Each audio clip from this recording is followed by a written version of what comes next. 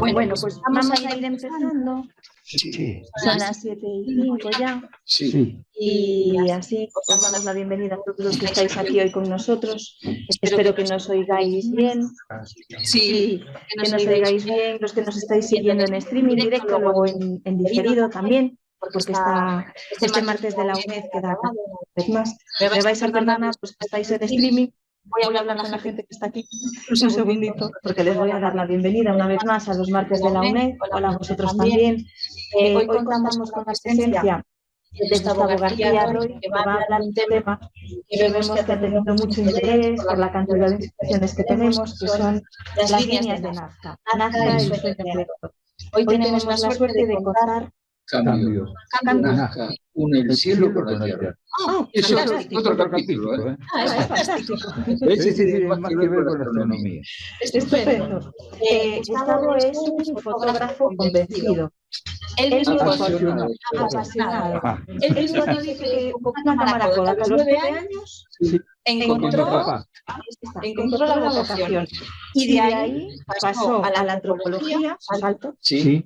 Cuántico. Salto cuántico, en la Universidad de Buenos Aires. Sí. Y la vida le trajo a Galicia, descubrió los petroglifos También. y se quedó. Y los dólmenes. Porque Yo me quedé con mi compañero. Eso siempre es importante. Más importante. Eso siempre es importante. Hoy nos viene a hablar de Nazca. A ver de qué. De las figuras y la relación que tiene, ¿verdad?, con los astros, estrellas, solsticios, equinoccios y todo lo demás. Pero antes quiero decir una cosa. Salgo de pantalla. Rimaikuyaiki, o Rimaikuyaiki, en quechua quiere decir bienvenidos a mi corazón. Ese es el saludo de ellos. Así que Rimaikuyaiki a todos y a todas. Bien. Bueno, pues yo ya con esto ya os dejo después de eso, porque si yo desde las palabras en quechua, os doy la bienvenida un martes más y os dejo con Gustavo, que va a ser una súper interesante, ya lo estoy seguro que sí. Bueno, muchas gracias por presentarme. Me quedo aquí, me puedo poner de pie. ¿Cómo es la historia? Como más te guste. Bueno. Aquí, la gente que te está bueno. streaming, Sí. aquí. Bueno, Pues ya desde está. de pie te ven un poco menos, pero te escuchamos. Bueno, perdón, me voy a tener que quedar acá sentado. A pesar mío, porque yo soy inquieto, pero bueno.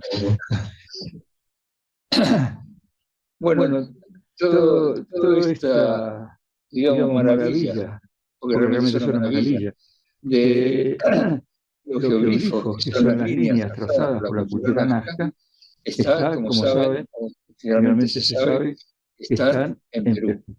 Está en una zona desértica, tan desértica que cada 2 años llueve mediodía.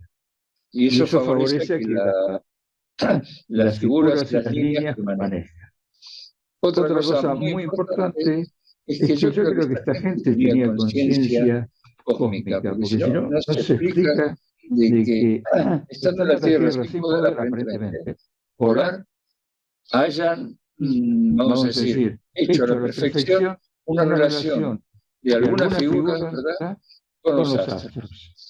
Me llama mucho la atención que hay uno que está en común, ¿verdad?, con Egipto.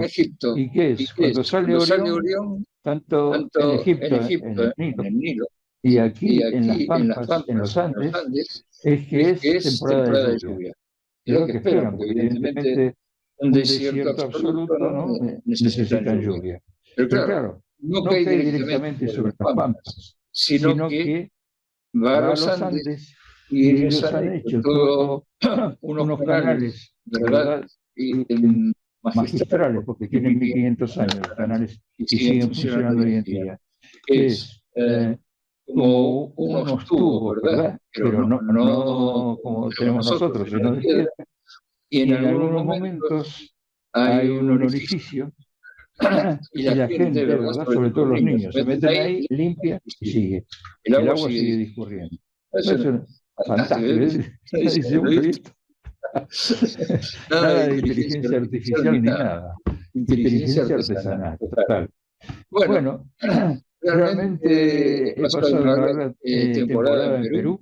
Es un país que me ha gustado mucho, no solo por el atractivo, ¿verdad?, que tiene para mí todo lo que es lo arqueológico, lo antropológico, sino su gente. Su gente que realmente es muy próxima. ¿Cómo decir? Sobre todo, tú ves gente que vive por ahí en Chosita y te ofrece todo, ¿no? Pasa en muchos países y seguro que aquí también. Uno dice, qué raro, ¿no? Porque tienen más dinero. Hacen lo suyo. Y esta gente me recibía, si quería dormir, podía dormirme en una cama o algo. O sea, realmente mi experiencia personal es muy linda. Lamentablemente me tuve que ir después de unos años, unos 15 o más años que viví en Perú, porque llegó el Sendero Luminoso, entonces no podía trabajar, o sea, no podía ni hacer fotos, no podía inclusive vivir en la ciudad de Lima, después viví también en Cusco, pero ¿qué pasaba? Esta gente tiraba, ¿verdad?, en las torres de alta tensión, tanto de electricidad como de agua, entonces nos quedábamos, no como un día que fue aquí, sino una semana o más días, ¿verdad?, sin agua y sin luz.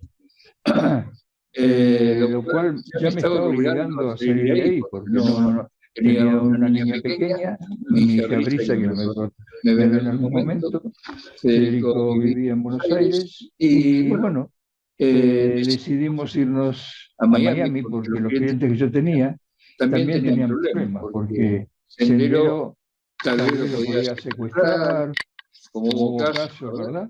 Y entonces era muy complicada la vida ahí en Perú en ese momento.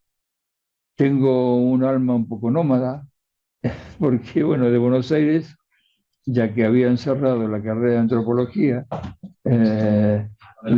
digamos, los militares de turno, porque no querían los humanistas, o sea, ni psicología, ni filosofía, ni sociología. Bueno, esa ya no, filosofía, para ellos no eran carreras, sino la cerraron directamente y a otra cosa.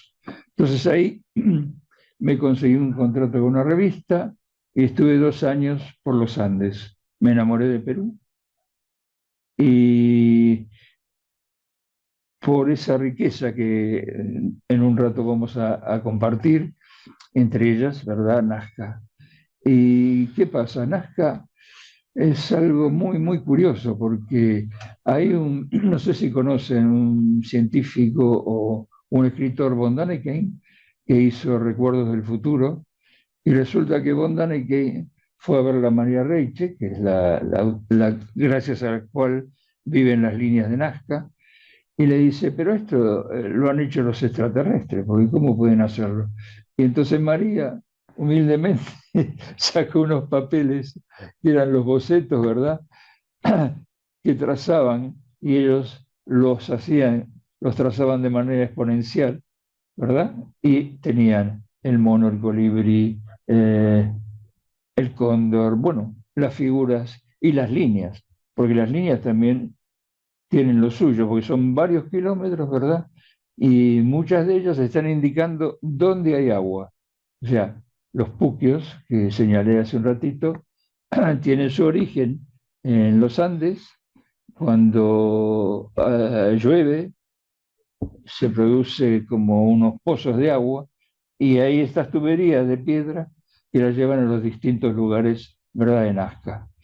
Ahora, la gente de Nazca vivía a unos kilómetros de ahí. Una ciudad que también desapareció lamentablemente, que se llama Cahuachi. Cahuachi significa en quechua donde nacen las cosas, un poco así. Y tiene realmente una población importante, de 70.000 personas en ese entonces. Estoy hablando de 300 años más o menos antes de Cristo. O sea, era, bueno, interesante porque con respecto a otros lugares había mucha población. Y antes de los Nazca, los padres de los Nazca son los Paracas, que ellos inician, ¿verdad?, el trazado de dibujos en la tierra, que son los geoglifos, pero lo hacen no con un sentido astronómico, sino en los montes o en la montaña, y ponían sus símbolos, ¿no? o chamanes, o ballenas que veían pasar, bueno, una serie de figuras. Ahora, ocurre lo siguiente, todo esto también quiero decir que se preserva porque hay una tierra que es aluviónica, que millones de años antes había estado en los Andes, baja, ¿verdad? Y es invadida por el Océano Pacífico. El Océano Pacífico, después de millones de años, se retira. A unos 70 kilómetros está las Pampas de Nazca, de la costa del Océano Pacífico. Y quiero contar también, entre otras cosas, de que la primera vez que yo voy en avioneta, porque estas fotos que van a ver las hacía desde una avioneta Cessna, que le hacía sacar la puerta para tener mejores ángulos, o sea, realmente a mí me atrae mucho esa aventura y además viendo esas cosas, impresionante. Realmente la primera vez no hice ninguna foto, miraba porque me quedé realmente muy sorprendido, como comprenderán, ¿no? Algunas figuras tienen más de 100 metros, 300 metros, y esto como lo trazaron. Y bueno, ¿qué pasa? Todas estas figuras, hay varias teorías, como suele ocurrir con estas cosas, que decían que era un homenaje, ¿verdad?, a sus dioses, para que en algún momento lloviera, que era lo que estaban pidiendo, ¿no? Ya no tenían agua. Si tardaba, ¿verdad?, el deshielo de los Andes, había un periodo que no tenía, que estaban sin agua, y bueno, entonces, ¿qué pasa? Hacen estas figuras y en principio una de las acepciones es que era en homenaje a los dioses, porque ellos, claro, aparentemente para mí no las podían ver, ¿no? Las fotos están tomadas entre 300 y 500 metros. Si uno va más arriba o más abajo, ya las deja de ver o no las ve bien. Y lo que me pareció fascinante es que las figuras, ¿verdad?, que hicieron los paracas, eh, sus hijos, la cultura nazca, las continúan. Y las continúan, pero ya con el sentido, ¿verdad?, cósmico. Y lo que más también me maravilló era que hacían un montón de líneas y cosas, pero no destruían la anterior. O sea, la utilizaban, era como una cuestión generacional, ¿verdad? Porque estas líneas tienen en sí unos 1000 años, vamos a decir, y que hayan llegado a nuestros días es debido a quien hago también un homenaje, a María Reiche, que era una, una mujer extraordinaria porque era matemática, arqueóloga, conocía 4 o 5 idiomas y traducía, y también era profesora de gimnasia, de música, bueno, y a ella la seleccionan estando, porque nace en Dresde, María Reiche, en Alemania, la seleccionan para que vaya a Cusco a ser la institutriz de los hijos de un, digamos, gobernante o un representante de Alemania en Cusco. Entonces, bueno, ella se hace cargo de los niños en el sentido de educación y tiene un accidente ella, un accidente que le cuesta un dedo. ¿Qué pasa? En esa época, el año 30 y pico, en Cusco, le amputan el dedo y queda con 9 dedos. Y ahí está una de las razones por que María Reiche dice, este es mi lugar en el mundo, porque empieza a ver, en verdad, las imágenes que hacían los Nazca y tenían 9 dedos. Entonces dijo, este es mi lugar. Se pinchó con un cactus y bueno, tuvo ese accidente. Afortunadamente, ella que conocía algo y los médicos, bueno, le cortaron el dedo, pero bueno, siguió, ¿no? Después de ese periodo en Cusco, se fue a vivir a Lima. En Lima es que conoce a los científicos peruanos de ese momento y a uno que es muy importante, que es Paul Kosok. Paul Kosok era un antropólogo y además profesor en una universidad de Nueva York. Entonces, bueno, él estaba ahí y lo que hacía Kosok en estos lugares o en estos pueblos perdidos, ¿verdad?, en el mundo, a averiguar cómo obtenían agua. Entonces, claro, se queda sorprendido cuando ve todo este trabajo, ¿verdad?, de ingeniería hidráulica hecho en piedra. ¿Y qué pasa? Que en de sus búsquedas encuentra una figura en el suelo exactamente y no sabía qué era. Esa figura, que es una de fragata, después se dedujo, ¿no? Y estaba adosada, ¿verdad?, a otra figura que era como una figura geométrica. Entonces, claro, qué extraño y demás. Y empieza a escribir a distintos medios a nivel internacional, ¿no? Eh, revistas especializadas en antropología, Life inclusive y dos o tres más. Y claro, María Reiche, que sabía inglés, sabía castellano, sabía francés y otros, alemán, por supuesto, le empieza a traducir y él se da cuenta que esta mujer tenía mucho interés en toda esa obra y la invita a Nazca a ver lo que él estaba descubriendo. Y entonces están ahí en el desierto y de pronto hay una puesta de sol y ven una línea de kilómetros y kilómetros que justo señala la puesta de sol. O sea, los dos científicos dicen esto, a ver, vamos a averiguar. El día siguiente también. Y era un solsticio.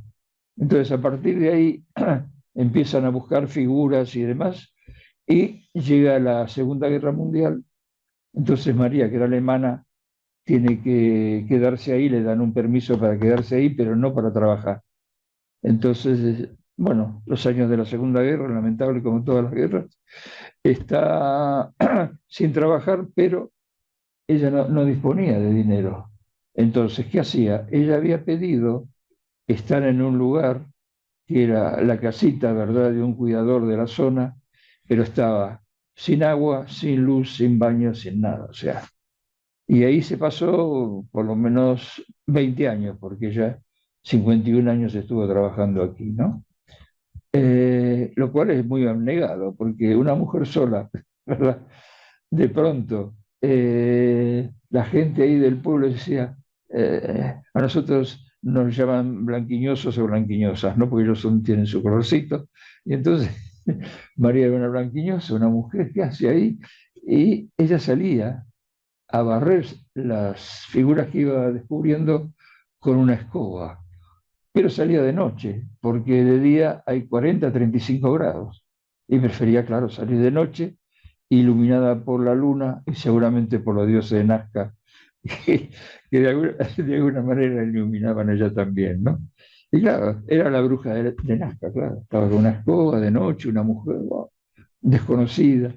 Bueno, y hay varias cosas que de alguna manera protegen a las líneas. Por ejemplo, eh, la gente de Nazca, que estaban en Cahuachi y cerca de ahí, eh, no querían pasar por las líneas porque veía que eran a lo mejor huellas de serpientes gigantes o de monstruos, ¿no? Entonces nadie se acercaba ni pisaba ahí, lo cual salvó las líneas. Después, lo que les comentaba, que este suelo tiene como una primera capa que es oscura y enseguida, ¿verdad? Hay un color amarillento. Perdón. Y pasa así, de que si uno barre o pisa, queda la huella, o sea que prácticamente ese lugar hay que cuidarlo al máximo, ¿no? Y entonces hay muchos problemas para que la gente no se meta ahí, para empezar a informar, ¿verdad?, de qué se trataba. María, de alguna manera, ella empezó a hacer vuelos para ver desde el aire las figuras, hacía fotos, pidió ayuda a las Fuerzas Aéreas de Perú y a un instituto, ¿verdad?, que también sobrevolaba la zona. Entonces, bueno, y en el año 1955, los hacendados de ahí quisieron sembrar toda esta pampa de Nazca con algodón. Y ella fue al Congreso y dijo, mire, acá hay este tesoro, ¿verdad?, que estamos heredando de la cultura nazca, y defendió esa tesis y afortunadamente paró, ¿verdad?, digamos, la incursión que iban a hacer sembrando algodón en esas zonas, ¿no? Bueno, entonces, bueno, ella realmente, yo siento, porque tuve la suerte de conocer a esta mujer, cuando viví en Perú, pues yo soy oriundo de Argentina, me tuve que ir ahí por lo que decía, que bueno, ya no podía seguir estudiando antropología y demás, entonces Perú, me conseguí un trabajo ahí y ahí me fui. ¿Y qué pasa? En Perú yo empecé a notar porque ya sabía, ¿verdad?, de la existencia de las líneas de Nazca, justamente por antropología, ¿no? Entonces quise conocer a esta mujer y cuando la conozco, Aerocóndor, que era una línea aérea, ¿verdad?, turística que sobrevolaba las Pampas para los turistas, ella ya estaba viviendo en el hoteles turistas de ahí. O sea, hubo un buen trueque o intercambio. María vivía, como les dije al principio, en una pequeña habitación sin luz, sin agua, sin nada.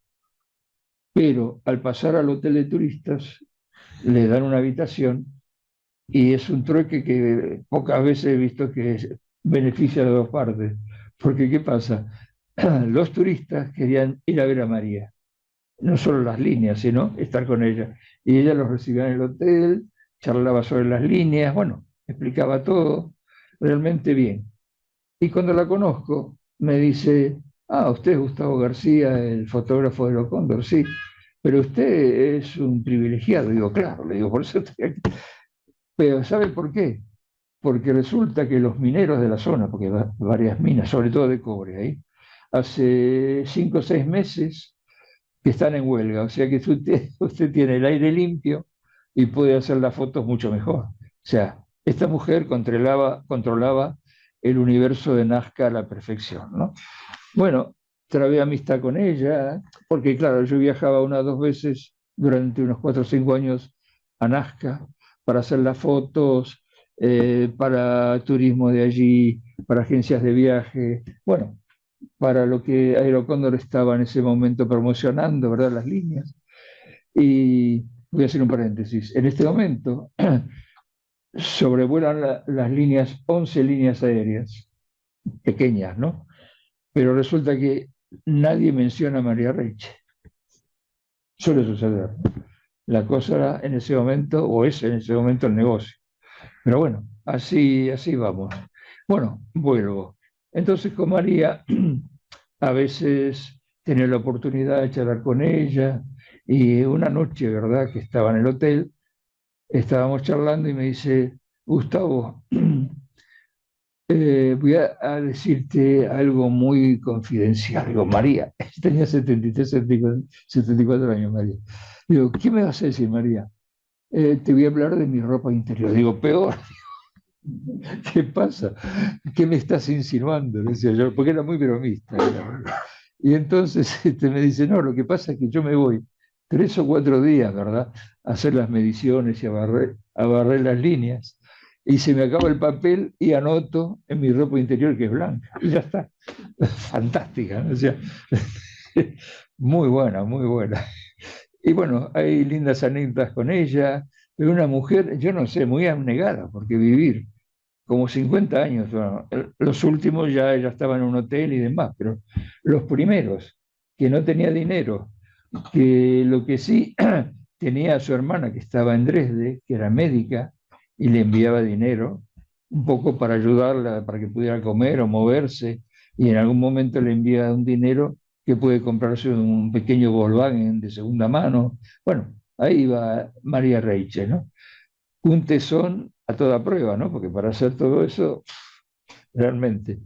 Y entonces, ¿qué pasa? En el año, bueno, no soy muy de fechas, pero 1995, algo así, en diciembre, la UNESCO reconoce, ¿verdad?, como Patrimonio Nacional la línea de Nazca, gracias a todo este esfuerzo que ha hecho María y otra gente que trabajó con ella, ¿no? Pero bueno, ahí está Nazca. Lo que sí, voy a ponerles un breve vídeo que hice explicando un poquito la relación de las figuras con los astros, los solsticios, equinoccios. Carlos, si eres tan amable, me dices cómo pongo el vídeo. Vamos allá.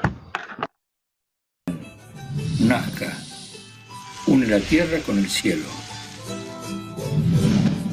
Esta videoexposición está dedicada a María Reiche, la dama de Nazca, y a Edgardo Azabache, director del Planetarium María Reiche de Nazca, quien continúa con la divulgación del trabajo de María. El cielo era el oráculo de estas culturas ancestrales, que interpretado por los chamanes y los sacerdotes transmitían los mensajes de los dioses del cielo a la población. Entonces fue cuando al levantar la mirada se dieron cuenta de que la tierra se unía con el cielo, siguiendo la dirección de algunas líneas y figuras. Así las habían trazado sus ancestros, con fines rituales, en homenaje a sus dioses. Otras señalaban el camino de los manantiales y de los puquios, y en algunos casos estaban relacionadas con la astronomía, en la inmensa Pampa de Nazca. Ubicación geográfica de las Pampas de Nazca en Perú. Las Pampas de Nazca están ubicadas a unos 450 kilómetros al sur de Lima y abarcan una superficie aproximada de 520 kilómetros cuadrados, que fue utilizada por los Nazca para trazar sus magistrales líneas y figuras, como si fuera una gigantesca pizarra. María Reiche, la guardiana de las líneas y figuras de Nazca, en sus largos años dedicados al trabajo de la investigación y su cuidado, dedujo que algunas de ellas podían tener relación con la astronomía, pues estaban orientadas a la salida del Sol, la Luna, las estrellas más brillantes como Orión o a los solsticios. María sostenía que medir el tiempo era fundamental para los habitantes del pueblo de Nazca, por la extrema aridez de su clima desértico, donde solo llueve medio día cada 2 años. Necesitaban saber, a través del solsticio de verano y de la aparición de algunas estrellas, cuándo iba a llover en los Andes.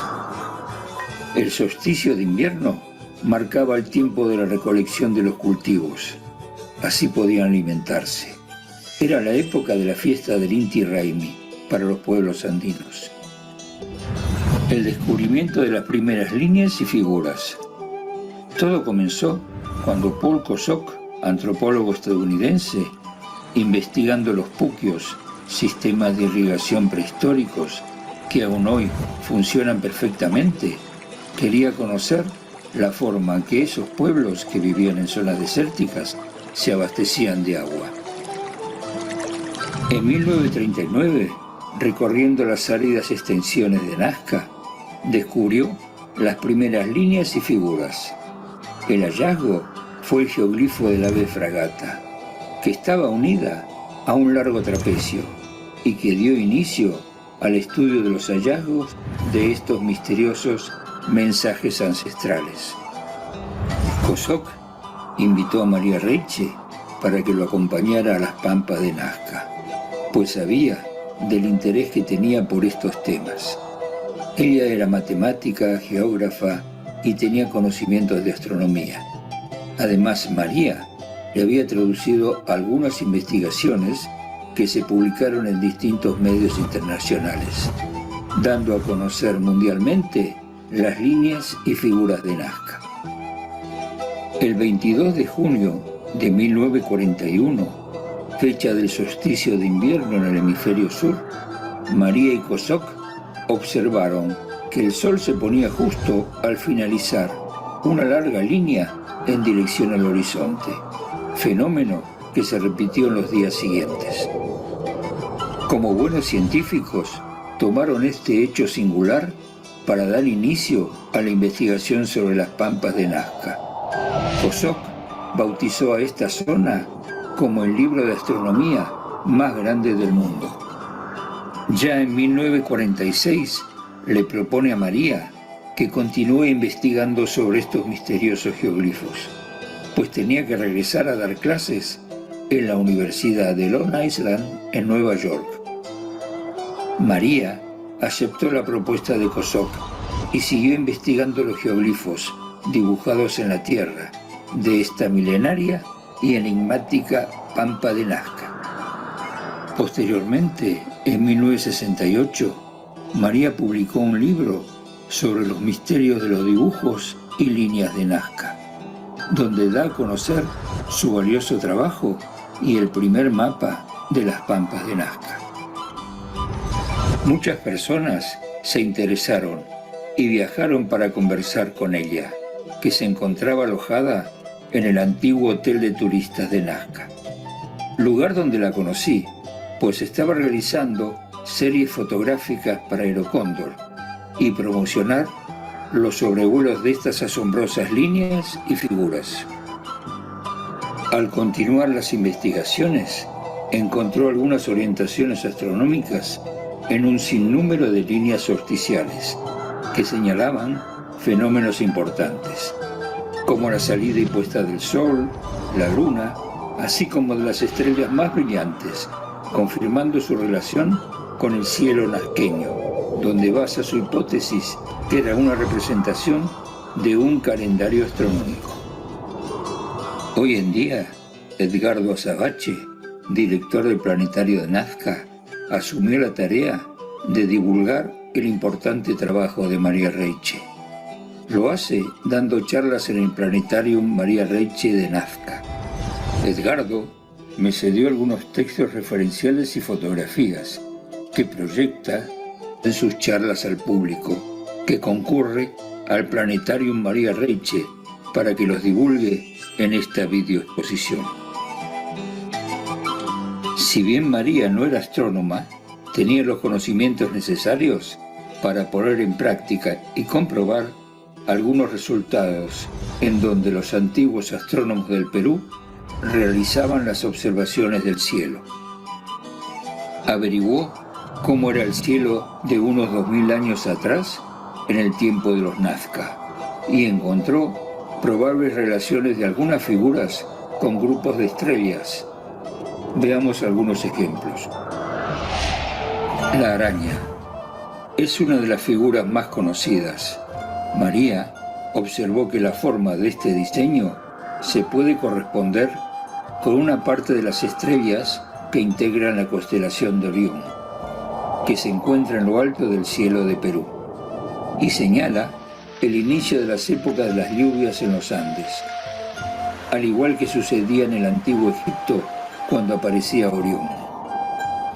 Existe una correlación entre la figura de la araña y la de esas estrellas, confirmada por un grupo de astrónomos alemanes, quienes corroboraron que la línea que cruza esta figura estuvo alineada con la aparición de Rigel, una estrella gigante azul de hace aproximadamente 1900 años. El mono, la preferida de María, es otra de las figuras relacionadas con las constelaciones de Leo Mayor, Leo Menor, Osa Mayor y Canes Venatici. Si sobreponemos la figura del mono con ese grupo de estrellas en un mapa estelar, observamos que las que forman la cabeza, los dos brazos, las dos patas y el lomo parecerían trazar el diseño de esta figura. La línea que cruza en zigzag debajo del mono estuvo orientada hace más de 1500 años atrás hacia la salida de la estrella Alcaid, conocida también como Benenatash. Esto ocurría antes del amanecer, unos 30 días del comienzo de la estación de las lluvias en las altas montañas. Así preparaban la tierra para sembrar. Otra señal importante es cómo está construido el mono mirando hacia el este, donde nace un grupo de estrellas y la orientación de la extensa línea del zigzag señala en el horizonte la aparición de la estrella Rigel, que no es visible por varias semanas y que aparece antes de la temporada de las lluvias en los Andes. María también descubrió que en los más de 60 centros de líneas, uno de ellos, en especial, ubicado en la orilla sur del río Ingenio, salían las líneas que indicaban estrellas muy luminosas, como Sirio, Alfa Centauro, Arturo, Vega y Canopo, entre otras. Otras alineaciones astronómicas que identificó: la Calandria o Chaucato, que es una figura que representa a un ave con las alas abiertas. Tiene el pico alargado y se encuentra ubicada cerca de un importante punto ritual. Una línea cruza el cuerpo de la figura paralela a las alas, que durante siglos estuvo orientada a la puesta de sol en el día del solsticio de verano, el día más largo en el hemisferio sur. El Alcatraz. Esta extraña figura, de más de 300 metros de extensión, está formada por un cuerpo de ave, cuello en zigzag como de serpiente y un largo pico que en el tiempo de la cultura nazca estuvo orientado hacia la salida del sol en el solsticio de invierno, el día más corto del año. El colibrí. Esta elegante figura tiene un largo pico conectado a un grupo de líneas, destacando una más larga y ancha que estuvo alineada hacia el solsticio de verano. El extraordinario trabajo que realizó María es una valiosa herencia de la sabiduría ancestral de las culturas Nazca y Paracas, que nos toca seguir investigando. Pienso que si algún día la humanidad es capaz de descifrar el significado de las líneas y figuras de las pampas de Nazca, habremos alcanzado un nivel superior de conciencia y viviremos en paz y armonía. Gustavo García Roig.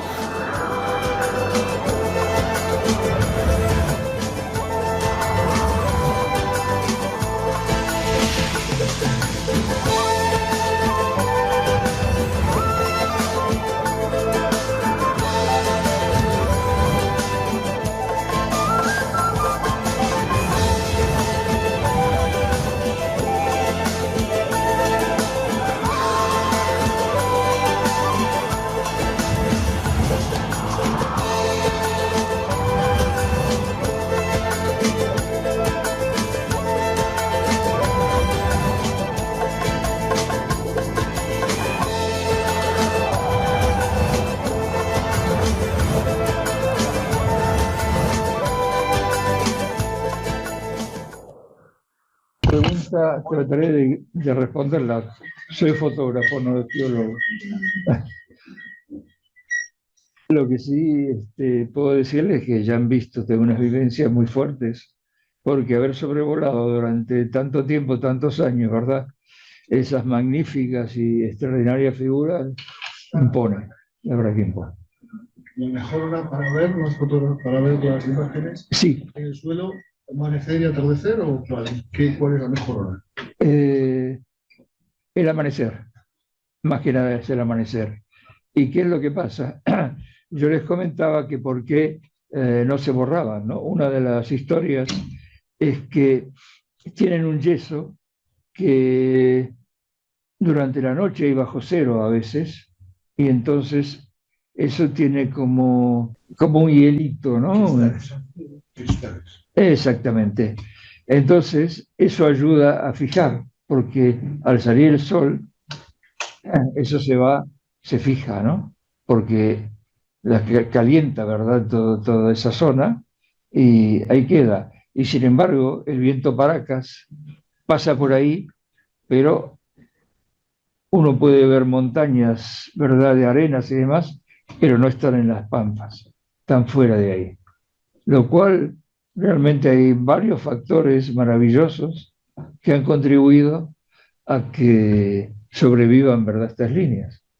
Porque claro, esto debe tener fácilmente entre Paracas y Nazca unos 1000 años de antigüedad, ¿no? y todavía siguen, están ahí. Así que los invito a los que quieren, les interese ir por ahí y sobrevolarla porque es bien interesante, bien interesante. Los propios habitantes de ahí, de la zona, Sí, ¿eran conscientes, plenamente conscientes de los dibujos que había o no? por lo menos, fíjate una cosa, ellos eran conscientes cuando los tenían en la tierra, en los bocetos.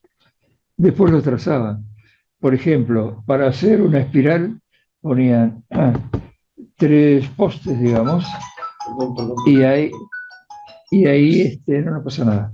Y entonces ahí tomaban sogas o cuerdas con distintas medidas, 2. Daban vuelta y le quedaba una espiral perfecta. Y así fue trazando todo, o sea, tenían el boceto, y yo no sé realmente, como decía que tenía evidentemente como una conciencia cósmica, exponencial, ¿verdad? Figuras que están en un papel así, y si bien estaban marcadas por cuadraditos o lo que sea, y la ayuda de María, que era matemática, ¿verdad? Y era topógrafa, entonces por esa razón también pudo medir y cuidar sus líneas, porque realmente son sus líneas, ¿no? Barrerlas, pues imagínate, hacer una obra así es descomunal, ¿no? Así que bueno, gracias a María Rey, que sí. También hay figuras que están en la ladera de la montaña, el astronauta, por ejemplo. Sí, exacto. En Paracas, el candelabro. Sí. Entonces, también ellos veían algunas... Sí, es así. Pero cuento de que, por ejemplo, el astronauta, eso es para turismo, en realidad es un hombre búho. Bueno, vale. No, te lo traduzco. Sí. Para mí era un astronauta. Está bien, bueno, pero él también es un hombre búho. ¿Qué pasaba? Que ellos sabían, ¿verdad? Que tanto las aves como los animales y demás eran nuestros guardianes. Y entonces uno puede tener un guardián que sea hombre búho. A mí me ha tocado el águila en cosas, ¿no? Que he trabajado y estudiado. Y, por ejemplo, claro, no tengo acá lamentablemente la foto, hay, digamos, en la costa, en las dunas del Pacífico, hay lo que se llama el candelabro, otra situación más como la del búho. ¿Qué pasa? No era un candelabro, sino era un cactus. Para ellos, ¿no? Porque el candelabro no conocían, pero bueno, era un cactus. Y ese cactus, yo la primera vez que viajo, ¿verdad? El piloto me dice, mira, Gustavo, yo pongo la trompa del avión con el eje del candelabro, 70 kilómetros y llegamos a Las Pampas. Perfecto. No sé, pero bueno, es así. Y de otro lado, ese candelabro que sobrevive a las tempestades es más antiguo porque es de la cultura Paracas. Ese candelabro soporta o soportó muchas tormentas y demás, porque claro, no llueve ahí, pero el mar, ¿verdad? El océano castiga la costa. No sé cómo hicieron, pero ahí está de hace prácticamente, vamos a decir, 700.000 años. Y en la actualidad, en las cartas náuticas, la gente, ¿verdad? Las embarcaciones saben dónde están porque mirando el tridente, digamos, o el candelabro o el cactus, se ubican perfectamente. O sea, es increíble. Pero ahí están las figuras. Lo que no sé, sí, perdón. Hay una pregunta en el chat de la sesión. Si soy capaz. Dice que el viernes vuelo a Perú y me gustaría mucho saber si es posible ver algunas líneas sin sobrevolarlas. Difícil. Hay un lugar que es, digamos, que uno puede subir unos 10, 12 metros y puede ver 2 o 3 figuras nomás. Porque eso está... ¿Tú lo estás contestando? Lo está escuchando. Ah, perfecto, mejor.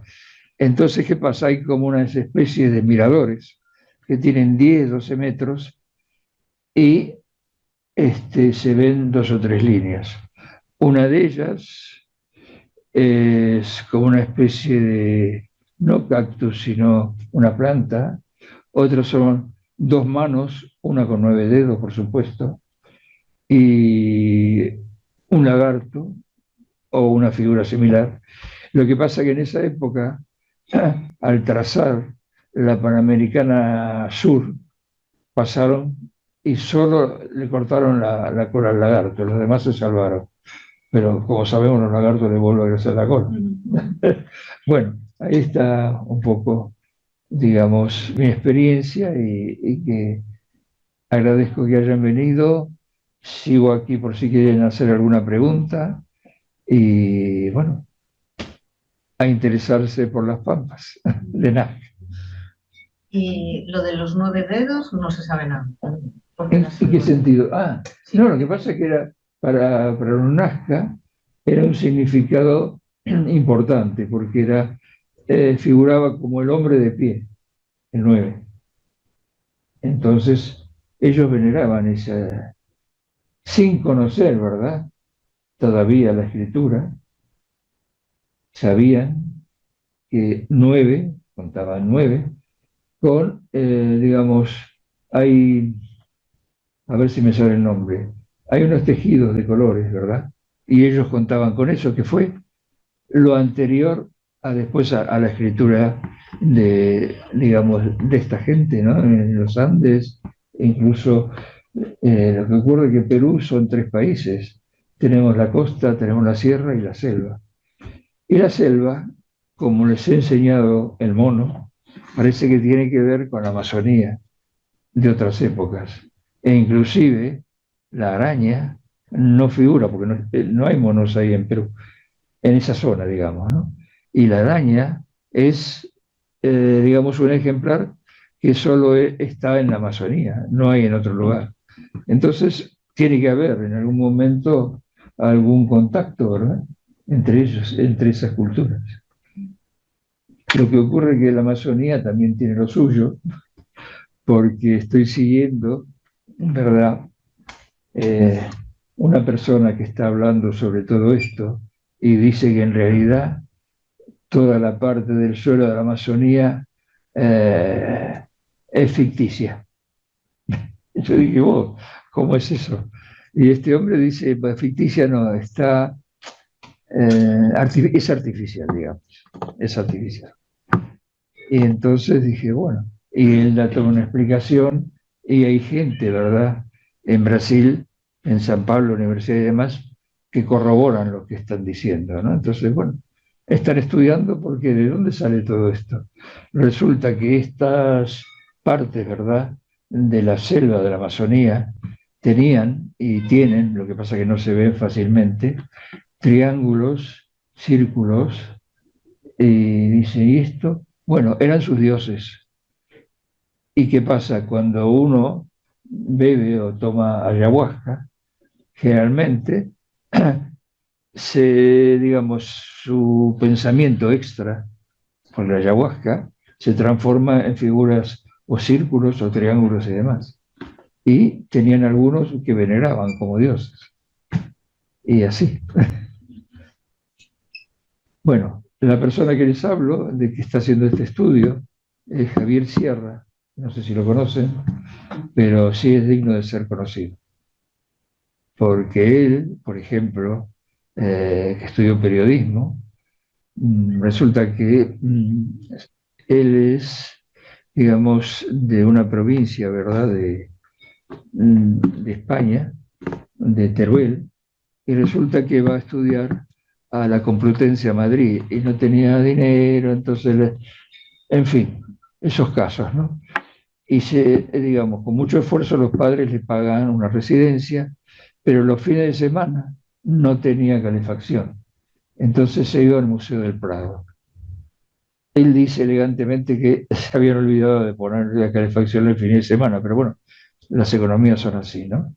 Y entonces, aprovechando eso, él empieza a estudiar los cuadros, ¿verdad?, del Museo del Prado. Y estando ahí, teniendo, qué sé yo, 19, 20 años, aparece una persona mayor que lo ve muy interesado en uno de los cuadros, se sienta al lado y le da algunas directivas, ¿no? Él escribe un libro después que se llama El Maestro del Prado, porque fue quien de alguna manera lo inicia en esa lectura. ¿Qué pasa con esto? Él siempre le interesaron los misterios, ¿verdad? Pero los misterios comprobables. Tenía un poco, él inicia en Teruel, como un pequeño periódico, con otros amiguetes de ahí, de la zona, y escriben sobre ovnis, sobre no sé qué y no sé cuánto, ¿no? Y entonces cuando él va a la Complutense, resulta que se da cuenta que si empieza a seguir eh, comunicándose con todos sus amigos que tiene, los amigos que estaban en lo mismo, ¿no? Los misterios, no sé qué pasa, y apariciones, ¿no? Y todas esas cosas. Resulta que les escribe una carta a todos, porque en esa época, claro, eran cartas, no había, ya sabemos, ¿no? Ni internet, ni nada. Y decía que había llamado a los más importantes con un teléfono con monedas y todo ese tipo de cosas de la época, y está ahí en la universidad, y al día siguiente que él le dice a sus amigos que no le escriban, que cuando termina en junio, no sé cuándo, ahí sí va a retomar la comunicación. Y resulta de que cuando estaba así en algún lugar de la universidad, viene un compañero de él y lo sacude y le dice, ya están aquí. Y se asustan. ¿Quiénes están aquí?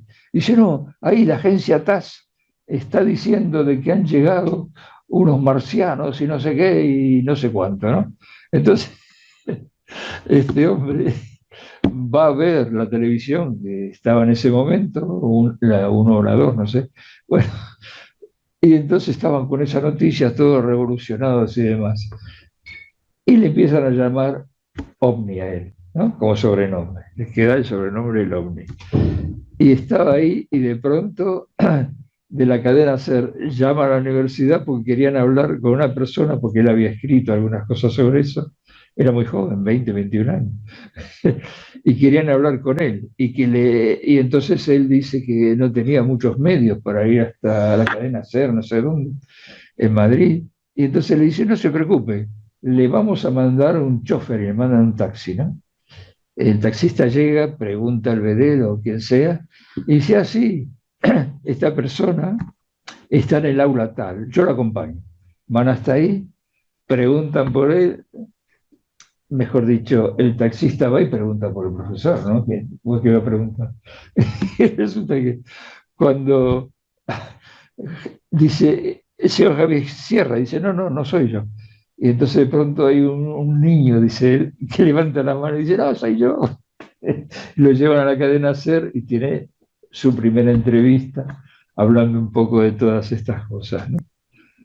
Y él inicia, incluso tiene un premio Planeta y 20.000 publicaciones, ¿no? Pero con fundamento, que por eso lo sigo, si no, no me interesaría mucho. Fundamento como María Reiche, ¿no? Que yo estuve ahí, vi las cosas y son, ¿no? Son así, son así. Bueno, y él arranca, ¿verdad? Con eso, porque es muy interesante. Lo mandan de un periódico a investigar sobre el manto, no sé qué, de eso. Creo que hay un manto que tiene la sangre de Cristo, entonces él empieza a buscar por aquí y por allí y se va a Soria. Y estando en Soria, le agarra una nevada, él había ido con su coche, y se tiene que quedar a pernoctar en Soria. Bueno, se queda ahí, había estado, digamos, habla con... ¿Está bien el tiempo? Puedo seguir hablando. Vale. Me toca... Es como este que dice, no me escriban más, y resulta que... Voy a seguir hablando. Y entonces resulta que sale con toda la nevada y demás, y a lo lejos ve como una escultura y atrás un convento. Entonces, bueno, el que tiene curiosidad, tiene una curiosidad innata, va hasta ahí y resulta que digamos, esa escultura pertenece a una monja que él estaba investigando. O sea que la monja lo llevó ahí. Se llama la Dama Azul, ¿no? Si lo buscan en Google, está todo ese relato. Y la Dama Azul, él entra, golpea, y dice que lo atiende Sor Margarita, y Sor Margarita le empieza a explicar de que esta monja, estamos hablando del siglo XV, esta monja se podía trasladar al mismo tiempo a México. Y le empieza a mostrar trabajos que había hecho la monja, ¿verdad? Bordados, con cosas mexicanas y demás. Claro, él se queda un poco, dice, bueno, a ver cómo es esto. Y cuando se va a ir, Sor Margarita le dice, por favor, mire, antes de irse, si quiere, vaya a saludar a la monja azul, a esta monja que está ahí en el otro cuarto, en otra habitación. Era un ataque, dice, ¿cómo? Y entonces va, y resulta, claro, la tenían embalsamada e incorrupta. Y a partir de ahí él empieza a escribir y bueno, tiene una carrera meteórica este hombre. Pero lo bueno es, vuelvo a decir, que son cosas comprobadas. Porque él fue a México y resulta que en México le mostraban las cosas que había hecho y tiene como 200 cartas, yo no sé porque no tengo tanta memoria, con uno de los reyes más importantes de España. La monja se carteaba con 200 cartas. O sea que algo tenía la monja esa, a tal punto que lo lleva él ahí. Y bueno, así es la vida. Hay que estar abiertos. Y otra cosa, antes de dejar esto. Él habla siempre de la segunda mirada, porque la primera mirada, bueno, es racional, ¿verdad?